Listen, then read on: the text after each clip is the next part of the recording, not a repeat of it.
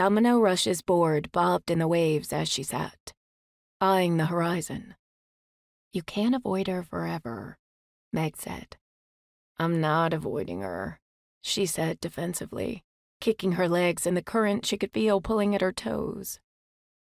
She tugged at the wetsuit around her neck.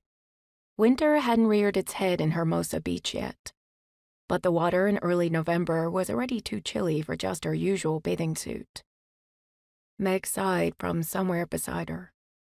Domino glanced over to see Meg readjusting her short, wet ponytail, rolling her eyes. "Look, I need the Shrikes, which means I need you two stubborn assholes to get it together," Meg said, shifting her weight on her board. The Shrikes was the band that Domino and her sister Billy had formed back in high school. Megan Koo was the band's drummer, and somewhere off jet-setting through Europe was Zoe McCarran, their keyboard player. Domino played bass, and Billy had lead vocals and played guitar. The Shrikes had risen to prominence with their first album, Heart's Content, around 3 years earlier.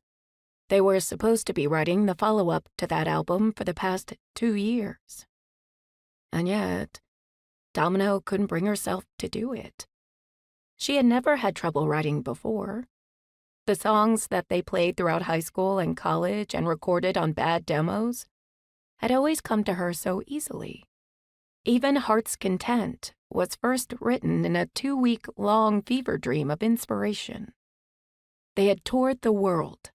Domino had been featured in magazines, hailed in reviews as a clever lyricist.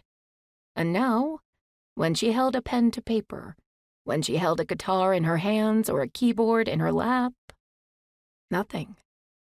To make matters worse, she was currently in trouble with her sister for interfering in Billy's relationship. But that was a long story she didn't want to think about. That wasn't Domino. Domino wasn't the sad, sullen, dwelling type. The waves crashed around the stilts of the pier from somewhere to her right.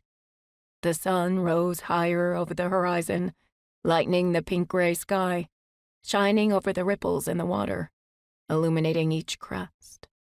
"I know we didn't come out here to talk about feelings, Mego." Domino forced a smile, teasing. "We can talk about that all over a drink later.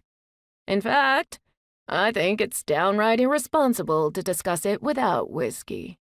"How can you think of whiskey at 6 a.m? Meg laughed, shaking her head. "How can you not think of warmth and happiness right now?" Domino countered. She hated sitting still, letting the chilly morning breeze drift off the water and onto her wet hair and bare hands. Her blood had been pumping as they had paddled out there, but the cold was starting to get to her. "Okay, I'm going to go for it before I go full Jack Dawson out here," Domino said,